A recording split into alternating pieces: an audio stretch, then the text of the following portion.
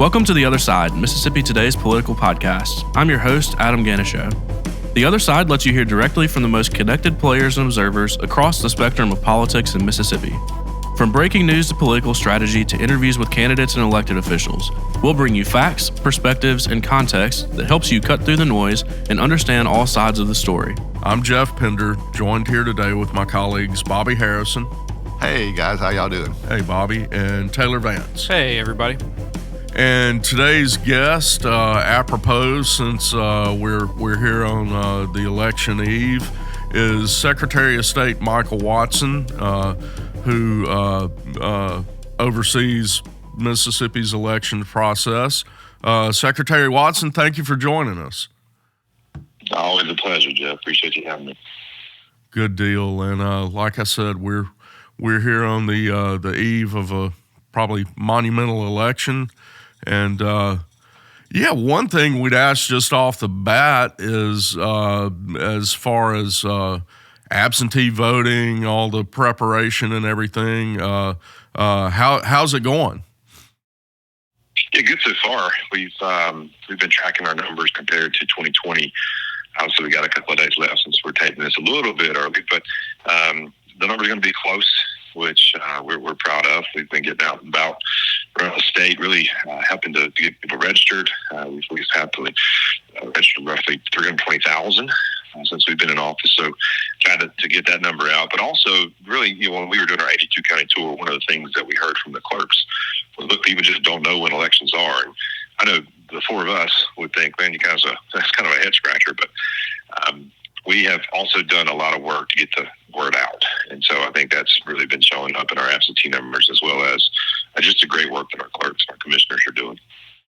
Hey, Mr. Secretary, I think what a lot of people don't realize is, and you hear stuff about fraud, and I guess there is some fraud in anything you do, but this is such a labor-intensive process. So many people are involved, and people do make mistakes. To me, it always amazes me how well. There's glitches every year, but for the most part, people are working hard, and this thing, we get through an election in Mississippi every year with limited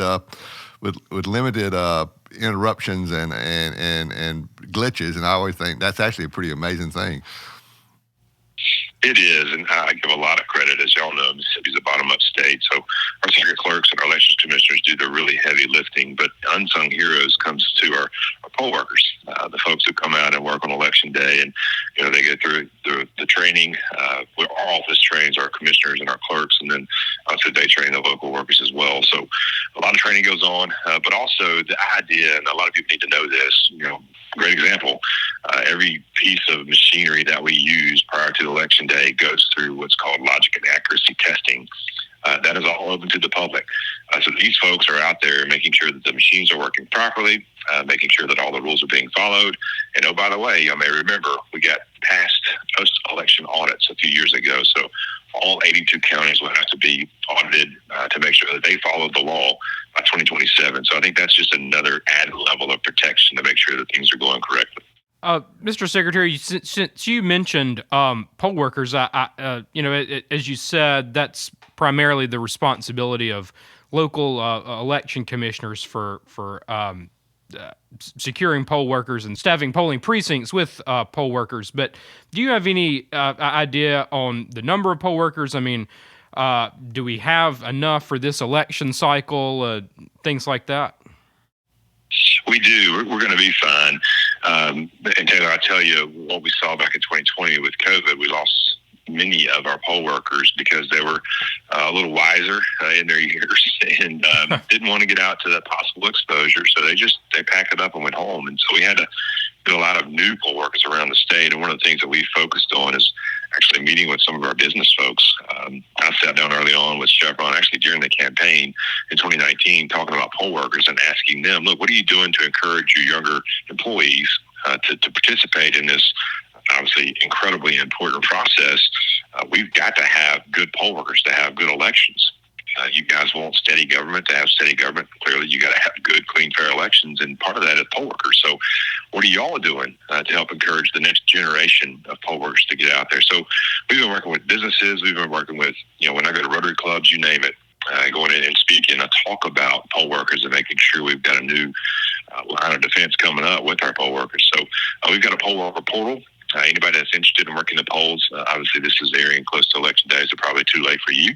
But on the next go around, I encourage you to think about working the polls. It's really important. It's tough work, but obviously very well worth it. So I just encourage everyone who's ever been interested, maybe this is the time you step up and do your civic duty.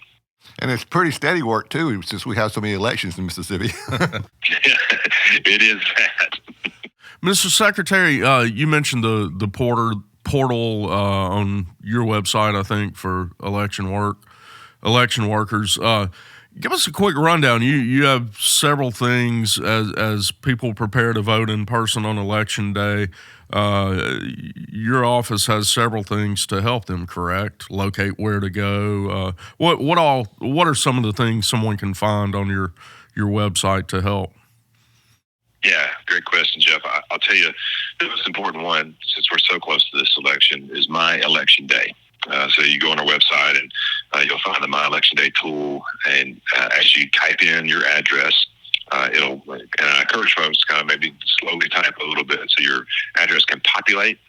So click on your address then, and it'll show a number of things. Your locally elected officials, your precinct locator, where you get to vote. And then most importantly, I think, because again, we're so close to election day, you can click on your sample ballot to make sure you know who all is going to be on the ballot, what races are going to be on there. For example, we've got a number of important races. We all obviously focus on the presidential one this year, and that is very important.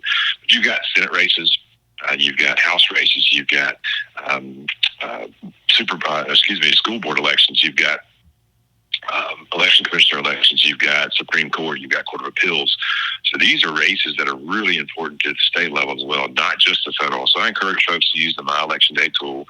Another thing that we've got that we've worked on is our Elections 101 campaign, where we're encouraging Mississippians to learn the process. I think that's so important, especially with nowadays so many questions that are out there about elections. So you can start from the time that I go to register to vote to the time that I vote and to the time that my ballot is counted. Who's in charge of what? How does that process work? And I think the more we educate ourselves, the more comfortable we are when we hear certain reports of certain types come out. And, we can give a call to say if it's something dealing with voter roll maintenance. Well, I know that I need to call my election commissioner because they're in charge of that. So, I think that's really important as well. But again, closer to election day, My Election Day tool is the most important. And then lastly, I promote the vote efforts as well as our student ambassador program, really encouraging the younger generation. Why is it important for me to get involved in elections? So they can go to y'allvote.ms to learn all that information as well. So those are kind of the three things I would talk about on this very close eve of elections. And your site being sos.ms.gov, correct? It is, but the easy one to remember is y'allvote.ms. Sure. That'll get you to the elections page. Mr. Secretary, along those lines, as you alluded to, we're recording this a little early, but it's going to post on Monday right before the election. I had a friend of mine approached me the other day and saying she actually had her ballot. She was filling out. She was going to vote early. She was over 65. And she was asking me, she said, well, I don't want to vote in this race. Will my ballot still count? And I said, yes, ma'am. And but I don't know if she believed me for sure, but can you, can you verify, just kind of tell the process in terms of that and also what you need on election day and some of the rules in terms of voting on election day? Like I think the rule is, I can't remember off the top of my head, but I think like you can't show up with Harris paraphernalia or Trump paraphernalia in the poll place, and you need to have it. I'll let you to address that instead of me trying to address it, because I get something wrong. Yeah, a couple things there. Number one, obviously, bring an ID. That's most important. And you've heard a lot of conversations about that, but Mississippi has done a great job of implementing voter ID. I remember that passing when I was in the legislature, and now to be on the implementation side. It's been fun to watch, and I think that Mississippi's done a phenomenal job with that. And just to note, we've also helped to give roughly 10,000 IDs for voters around the state. Those are free IDs for voters, and we've done a good job of implementing that. But that's number one. Number two, you're right. The paraphernalia piece. If you've got a shirt on, they're probably going to ask you to either turn it inside out or go change clothes. And that's just, you don't want campaigning within the precinct itself. You got to be 150 feet away from the precinct to campaign. So that's just a common sense kind of approach there. And a lot of folks have said, look, that's a First Amendment right. I need to be able to wear that wherever I want to wear it, especially on election day. And I understand that argument, but the rules are the rules. And until they're changed, you cannot wear that into the precinct. So that is a great point you make there, Bobby. And then on the undervote, the question you asked there originally, that's correct. If you do not want to vote in a certain race on your ballot, you can skip it. If you're voting on election day, there are a couple different ways you're going to see it in the precinct. Number one, it's a DS200 machine, DS2000. I can't remember the number off the top of my head, but basically you will have a paper ballot, and you will fill out your ballot, and then you will go put your ballot into a scanner to be counted, much like Scantrons for those of us who had Scantrons in school. And at the end of the day, the machine's going to count the vote that was cast on that ballot, but we always have that paper ballot to go back to. I think that's so important to make sure Mississippians understand. The second way you may vote, and this is an ADA compliant machine, it's called an express vote. So it's kind of the cousin of the DS2000 or DS200. On this one, it's a touchscreen process. So you will touch, just like the old machines we had, you'll do the touchscreen. However, when you get through voting, it will print a ballot out. I encourage all Mississippians to take the time to look at that ballot to make sure your ballot is correct as you want it to be cast, and then you will put that ballot into the scanner. So everything that we're doing will have a paper ballot.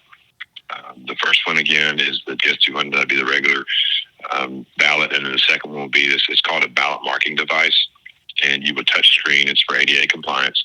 A lot of counties are using these because obviously you don't have to have ballots pre-printed. You can use just this ballot sheet and it'll print it out for you, as well as the clarity that it provides. But if you're using that, I just encourage folks to take that extra step of looking at your ballot to make sure it is the one that you want to cast, and then you'll put it into the scanner. So that's kind of just a quick overview, Bobby, of what you're going to see on election day. And for the record, our those machines are not connected to that Mino internet.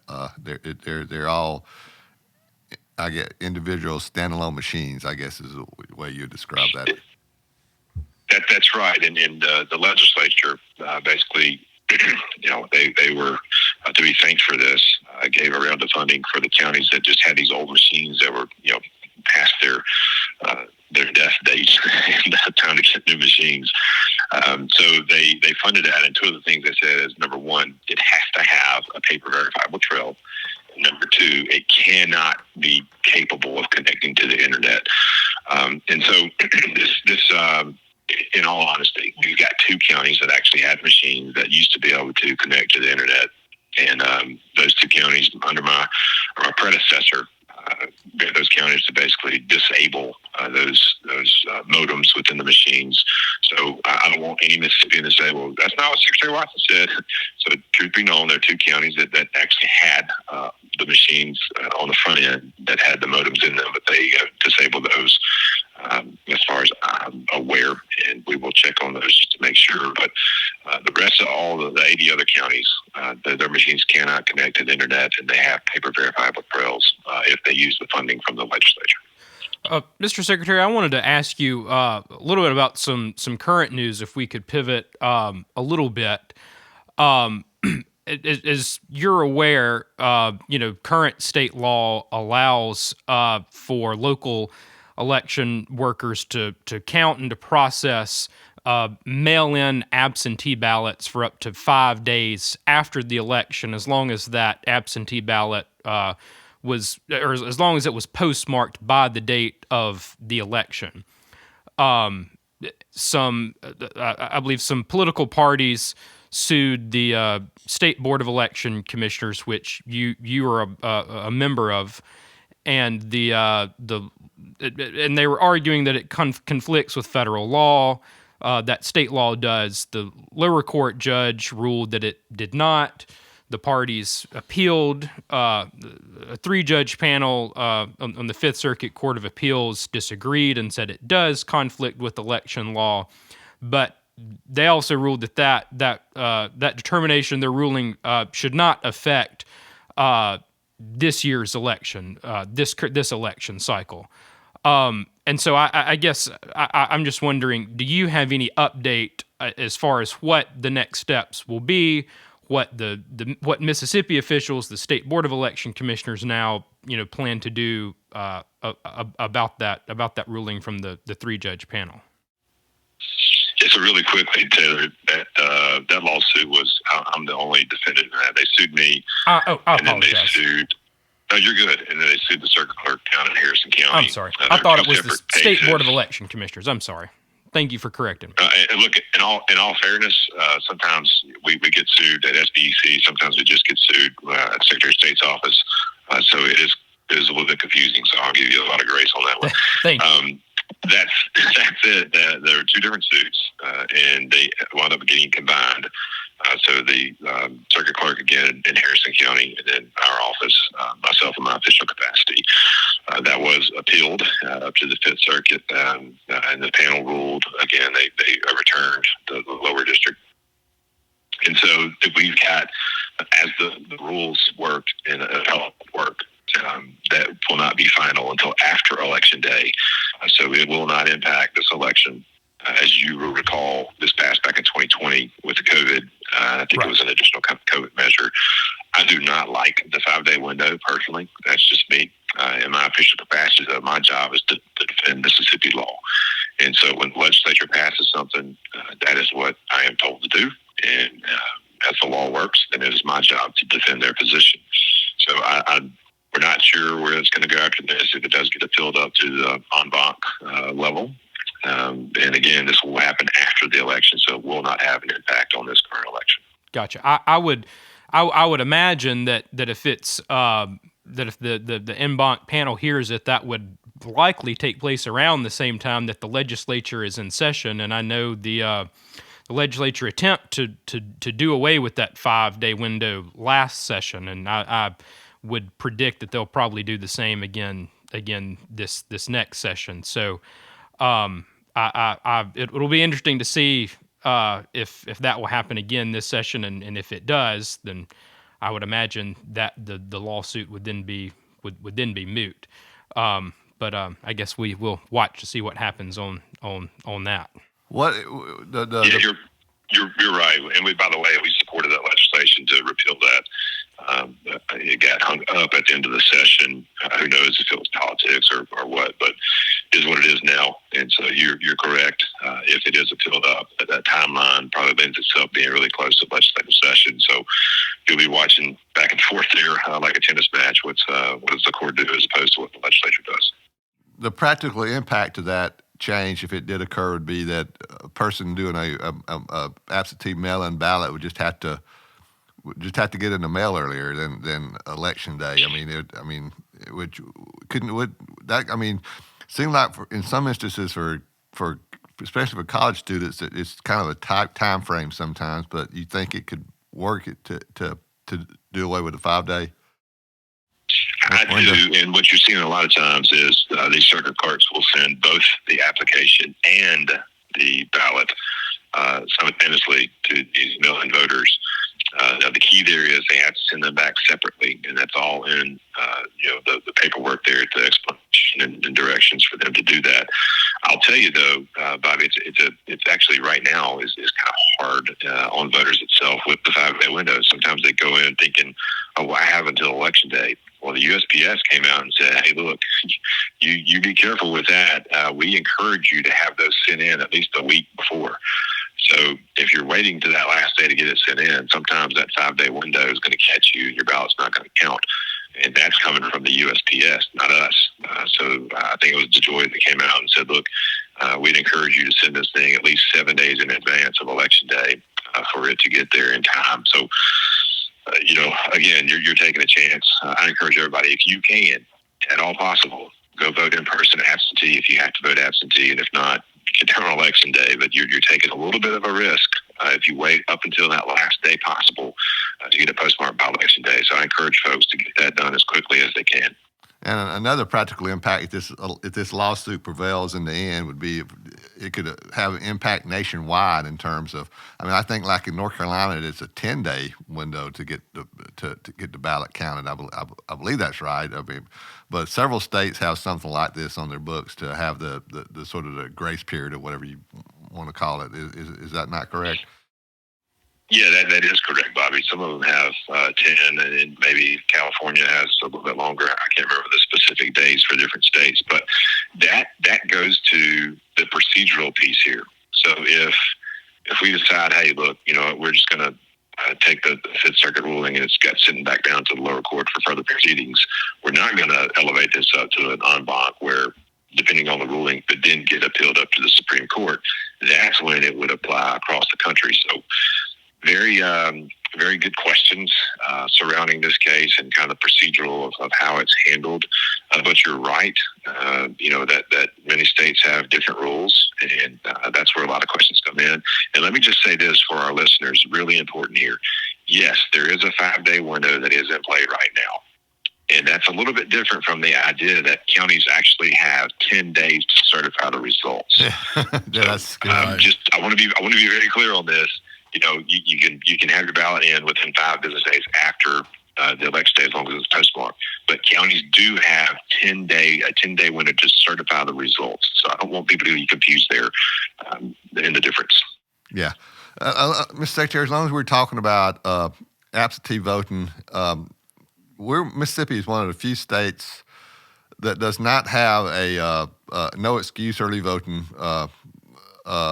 mechanism on the books where. You don't have to have a reason to vote early during whatever time frame the state sets up. But we do have, you can vote early if you have an excuse, like being out of the county, for instance. What is there a consequence for somebody just going to the clerk's office and saying, "Look, I'm going to be out of the county on election day. I want to vote early"? I mean,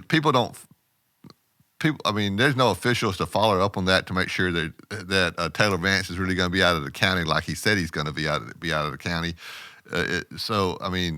Do you think that happens, and is there a consequence for that happening? Well, since you said that, we're going to put a tracker on Taylor. Make sure. I can assure you he better be in the county that day, that night. We need him working. That's the worst kept secret or lack thereof in elections. A lot of folks will come in and say, well, hey, look, I've got to be out of the county on election day. And they don't. But how do you track every one of those and prove it? It's unfortunate, that's based basically on the honor system. Now, look, if somebody comes in and says, I'm going to be out of the country on election day, and then you see them at the local Dollar General getting some Clover Valley cookies, you can go in and say, hey, District Attorney, they voted saying they were going to be out of the country, but here they are on election day, and there would be consequences for that. So it's, if you're looking at this, example that I just gave, that is voter fraud. You lied. You absentee voted when you did not actually have the excuse. So you got to have a way to enforce that law, and that's just a crazy example, but one that maybe could take place. So I just encourage folks to be honest. And it's really not that hard. And I hate to even say this, but it's the law. A lot of folks will have a precinct that's within 5-10 miles of the county line. Well, gosh, if you on election day decide that you just want to drive 5 or 10 miles across the county line, you are out of the county on election day. Technically, legally, that allows you to vote absentee. Now, the idea is, look, I had to go somewhere out of the county on election day, and I want to be able to get back. So, but that's the law. And so, as long as you follow that law, I can't say anything about it. So the natural follow-up question to that, Mr. Secretary, is if you on a podcast that will air the day before Election Day are acknowledging that this is the worst-kept secret, why not just pull the trigger and go ahead and have some type of in-person early voting, no excuse early voting that people can go and vote early with a clean, clear conscience that doesn't require them to say, oh, I'm going to be in Hawaii on election day, wink, wink, nod, nod. Why not just go ahead and have some type of system of early voting? Well, look, I I'm a Mississippian, and I believe we've got some of the best folks in the world right here in our state. So when they give you their word, we're raised to accept that word. So I do lean on that. But to your point, I get it, and a lot of folks have said that's one of the reasons that you should, because people do it anyway. Look, I like our system as it is. I think the legislature got really close. Well, not really close, but out of the Senate, I think it died in the House last year.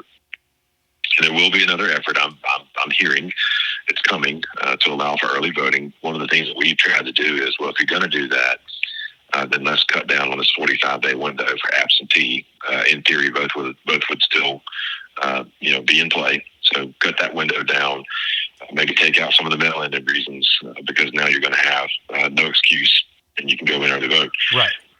One of the compelling reasons I think that people will use, and I don't necessarily argue against this. I think it's actually right. The safest vote you can cast is on election day in the precinct. The second safest vote is in person at the clerk's office. And so to the extent that that's one of the arguments that's made, I don't disagree with that. The problem is, Taylor, it's one of, think about our small counties, and voting isn't the only thing that circuit clerks do. Sure. You combine that with a small county courthouse, you got a logistics nightmare on these days when folks are filing in to come vote. So we've got to think through, what does that look like? And I've been we've got 23, I think it is, new circuit clerks. So I've gone back to these 23, started these visits to go back to we did our 82 county tour. So this is going to be an abbreviated 23 to make sure I meet these new circuit clerks. And I've told every one of them in our visits, hey, think through this. This is probably coming. So what are the logistics that we have that you need to think through so we can nail it down in the statute and or regs, depending on which way the legislature goes. So I do think it's coming. I do think you have a valid argument there. Folks are doing it anyway. Why not make it legal? But I also lean on the goodness of Mississippians, to be honest. And of course, as this podcast airs on Monday, it's too late to vote early this election anyway, as we discussed this. So your only choice is to vote on election day. One final question, Mr. Secretary. I think in 2020 we had a record turnout. Do you expect a turnout as big as we had in 2020?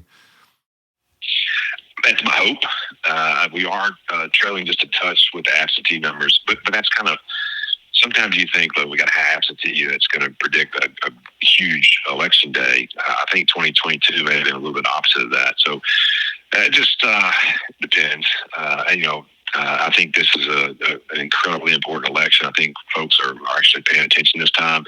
And I'll tell you, one of the things I'm most proud of, I've gotten more calls and text messages and direct messages on social media. Hey, I saw this or I saw that. And people are just paying attention. And that encourages me for election day, because if they're paying attention close here in Mississippi that has a great election process, how much more closely are they paying attention in these other states, Pennsylvania, Michigan, you name it, Arizona? So I'm encouraged by that. I think people actually are paying attention this time. And I encourage all Mississippians, when you go vote, you see something that's a little bit different, something that's odd, that doesn't make sense, that you're just kind of concerned about, please let us know. Because if there's something going on that's fraudulent, we're going to make sure we get that information and get it over to the Attorney General's office, and hopefully she'll move forward with the prosecution. Mr. Secretary, we know you're extremely busy this time of year, and we truly appreciate you spending some time with us. Any parting words to Mississippi's electorate you'd like to say as they prepare to vote? Just a couple things. Number one, be prepared. That are my election day tool. Get your sample ballot. Walk through those candidates, and if you're not familiar with one of them, call a friend that says, hey, I've met this person. It's a good person. Do your homework. I think that's really important for the future of our country and our state. Number two, again, if you see anything, hear anything that just isn't right, or just something hairs on the back of your neck stand up, let us know about it. We want to make sure that we've got integrity in the process, and we'll be in roughly half of the counties on election day, folks from our office. We need Mississippians in all 82 counties. So if you see something, you hear something, please let us know. And then lastly, I had a lot of folks say, well, I don't like either one of these candidates. I just don't want to vote. I want those folks to think about the brave men who, those beaches of Normandy getting close and those gates open up on those boats and those machine guns are rolling. They didn't cower down. They didn't turn around. They didn't stay in the boat. They charged forward. So if for no other reason, honoring the courage and the sacrifice that those men made to give you this opportunity to have your voice heard is so important. So let's get ready to vote Mississippi. Polls will be up from 7 to 7. Take your ID and have your voice heard. Thank you, Mr. Secretary, once again. Thank you, sir. Thank you all. Take care.